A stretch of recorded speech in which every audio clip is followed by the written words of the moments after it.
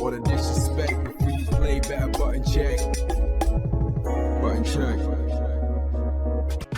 What is up, Butt Check fam? Welcome back to yet again a beautiful weekend, a beautiful morning of checking these buttons. Thank you guys for tuning in, and thank you guys for checking them chapters down below. If you want to skip around to a certain subject, and of course, if you want to skip around to that sub button, it is right there as always. Amazing. I don't even know what I'm trying to say. Huge thanks is what I'm trying to say. Huge appreciation to everybody helping the channel grow. Thank you guys so much. And you already know we got hot. I mean, there was so much that just popped off in the last 2 days. We got to check these buttons, ladies and gents. Let's go. All right, now into the first set of Smash Players Pro banned indefinitely, right? Or permanently, I should say.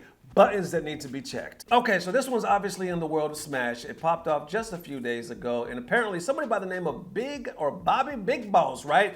From Dallas, Texas. I'm learning this for the first time. I'm in Dallas. I had no idea he was here. Anyway, Bobby Big Ballz, right? Very well known in the Smash community. Apparently he was streaming, right? And while he was streaming, well, let me back up. I guess he was thirsty, right? Decided to quench his thirst, went to the liquor store, got him some wine, and for some reason, he decided to stream it all. Couldn't be me, man. Hey, you know, my car's pretty old, but I ain't got no dents in this bitch. Yeah, you know the fucking vibe.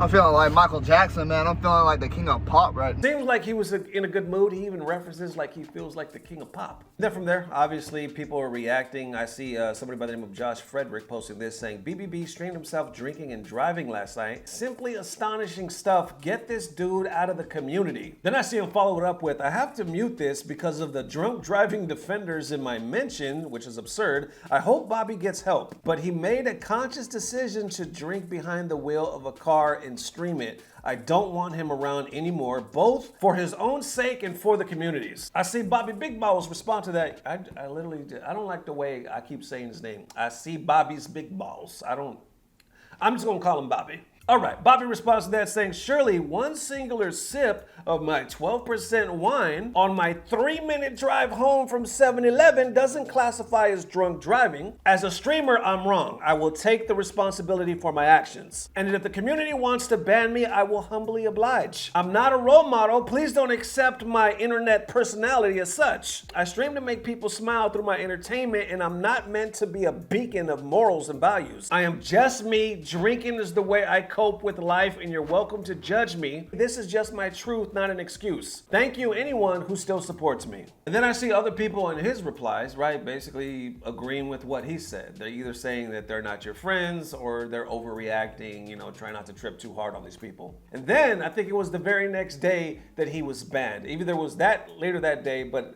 Deserto, the news channel as well, their information down below, definitely check them out. They posted this saying Super Smash Bros. Pro banned for drinking and driving during Twitch stream. On September 5th, the Smash Melee star Bobby Big Ballz was streaming on Twitch where he drove to the store, bought some wine, and proceeded to drink while he was still in the car driving. Then you can see down below where they put that, you know, this channel is currently unavailable for Twitch. So everything is gone. And I noticed he has a YouTube channel as well, but if you go over there, there's nothing on there. Literally everything is gone. Not sure if YouTube did that or if he just, you know, purposely either privated everything or just deleted it. But Bobby responds to that as well, saying, feel nothing like the king of pop anymore. Twitch ban is indefinite, which means you won't see me at any tourneys online or offline. RIP Triple B 1998 to 2023. See you in another lifetime, boys. Then I noticed he actually posted the next day, following it up saying, I know some people find joy in my moronic demise, but the shit is actually a nightmare for me to lose 8 years of hard work at 25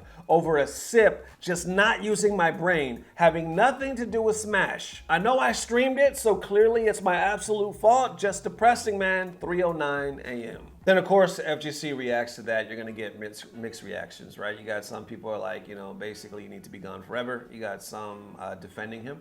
You got others right here posting saying, you messed up big time, Bobby. Definitely deserving of some punishment, but permanently banned from competition is overly punitive and actually fucked up. People champion rehabilitation until something happens to someone they don't like or moved with, then it's scorched earth. See that one right there has like over 600 likes. So Obviously, there's a lot of people in the community agreeing with that first part as well, saying definitely deserving of some punishment, but permanently banned for competition. So I'm assuming there's others, you know, out there saying that he's banned from certain tournaments and whatnot, is overly punitive and actually fucked up. Now coming into being banned from like the FGC or for Smash or from Twitch, like forever. Is that the gray area? Real talk. Is obviously we're reading the comments. There's people out there that are like, we think it's a bit much. Yes, there should be consequences. And yes, you know, if you would have got pulled over, that would have been your ass. And yes, Twitch is gonna ban you. You can't stream that, you're gone. But to boil over into the community where people are actually saying, no, you need to be out of here, get rid of this guy forever. And on top of that, you're banned from certain tournaments. Is that the part that's too much? I'm asking. Because obviously going through the comments, there's people in the community that feel like it's a bit much. And to take it back a step further, I thought it was interesting when he pointed out that other comment saying, I drink, this is how I cope.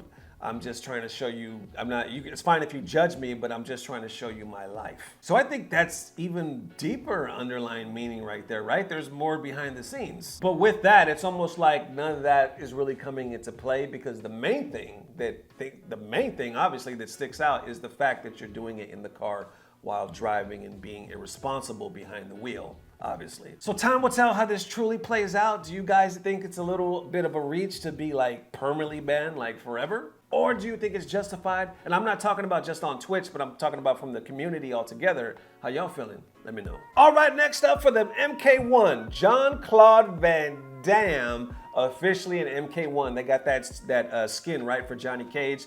Buttons that need to be checked. That was a long title, but I'm excited, man. I've been waiting for this for quite some time. They just posted yesterday. Honestly, I'm gonna be real with y'all. I haven't seen it yet. I have not. Let's watch it together.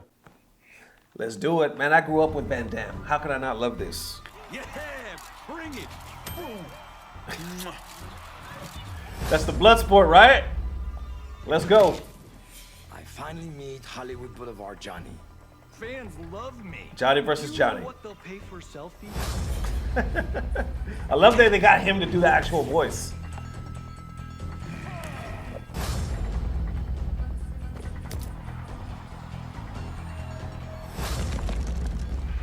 Fight.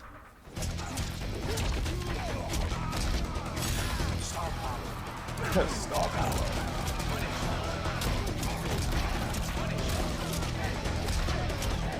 Love the Johnny Cage moves. I told you, not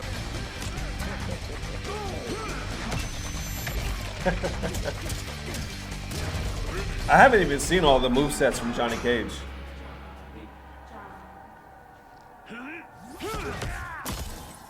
Kicked him right in the damn. Are you gonna chop him with the door? Come on, man. And drove off with the other half of his body. Come on, man. Okay, that's what's up. How can you not love that? Especially if you're from my generation, right? I see a lot of people in the comments kind of going crazy for that. And the reason, if you guys don't know the backstory, the reason why it's so special is because it's basically 30 years in the making. MK is what, 30 years old and whatnot? So Ed Boon originally, before Mortal Kombat, they were trying to get Van Damme the video game. They wanted to make a video game just based off of like Bloodsport because they were so inspired by it. And of course, it was just going to be Van Damme, like basically based around him. And they wanted to make a fighting game dedicated to him. But because they were just starting, I think they were in their 20s, Van Damme wasn't really down with it. And Ed Boon went on to say in an interview very recently, we'll talk about that in a second, that he doesn't blame Van Damme at all for turning him down. He was like, we're just young creators, we're in our 20s. We're just starting out. We don't blame him for being a mega superstar and looking at us being like, nah, I'm gonna pass. But now come full circle, he's actually in their damn game. You got the skin. Not only that, it's his actual voice. One critique I would say is I think Van Damme, I think it could have looked like him a little more. It kind of looks like him, obviously, but in the face, I think it could look like him a little more. That's just me, though. How y'all thinking? But obviously, the whole thing, I love it. Like I said, how could you not love it? Growing up with Van Damme, Steven Seagal, come on now. I don't know how I feel about, though, only available in the premium edition. Like, they're really trying to get people to get that premium. I haven't seen anybody complaining, you know what I'm saying? But we'll see. Maybe later down the road, it's just available for everybody. I wouldn't be surprised if I saw that. And it kind of leads to these next set of buttons, what I was just talking about. Ed Boon mentioned all of this in an interview he did recently. And believe it or not, the interview he did recently, which just dropped, what was it, like yesterday? You know what I'm saying? By the time you're watching this, was Hot Ones. Ed Boon was actually on an episode of Hot Ones. I'll put some of it in the background here. It was crazy. I just saw it pop up on my timeline because I'm a fan of Hot Ones. I was like, holy shit. They're going bonkers, right? They're going fucking bananas with this marketing for MK1. I know a lot of times that's what they do. Like, fucking NRS, they're second to none when it comes, you know, a part of the marketing. And for this game, like, it is nonstop with like celebrities and interviews and trailers and just marketing that's amazing. Did I literally say pro-marketing? I tried to say marketing and promotion. It's pro-marketing. That's a new word. That sounds good to me. Pro-marketing. Anyway, their pro-marketing is second to none. He was on Hot Ones. The dude took the damn flavors and the hotness levels like a champ, which is crazy because Ed in the episode was saying like, I'm not good with spices. He's like, it's not that I don't like the taste, I just don't prefer the heat. And you wouldn't be able to tell by the way he did it. He just comes off as one of the humblest guys, as one of the nicest guys, and I think the heat respected Ed to the point where it didn't burn him that much. Because his reactions were like, you could tell he was really uncomfortable, but somehow, even though his mouth was on fire, he was still the damn nicest guy through the whole thing. So anyway, definitely check it out. I think it's only like 12 or 15 minutes long, but it's worth the watch. Link down below, Ed Boon, Hot Ones. Let me know how y'all feeling. There it is one more again. Thank you guys for tuning in and all the amazing love chapters down below. If you want to catch another video, we just posted one the other day, so definitely stick around. And of course, there is a lot more information to come because guess what? Sonic Box, Waka Flocka, 1 week away. Can you believe it? The release of MK1 is right around the corner, and this event is the day before the release of MK1. It's going to be in New York. Believe it or not, there's a huge update that just took place, but it's not officially 100% in stone, so I'm not gonna announce anything yet. It's bonkers though, man. This event, period, is bonkers, right? I believe in a good way. I hope y'all receive it and feel the same way, but I'm looking forward to it. Like I said, it's a good time to be FGC, baby. We got so much going on. How y'all feeling? Thank you for everything. And as always, if not tomorrow, we will definitely post the next day, and I don't know what it is, but I know it's about to get better. Love y'all forever. Peace! Blah, blah, blah. Subscribe. Insane, right? Because Mortal Kombat was supposed to be Bloodsport, the video game. It was supposed to be dedicated to Jean-Claude Van Damme, but he turned him down. Mortal Kombat probably wouldn't even exist if Van Damme said yes, which goes to show, right, that sometimes people telling you no can turn out to be the biggest blessing. Hey, babe. Yeah. You wanna spend some time tonight? Nope. See? It's a blessing. It's a blessing. No, but for real, baby, you want to spend some... I need to get naked.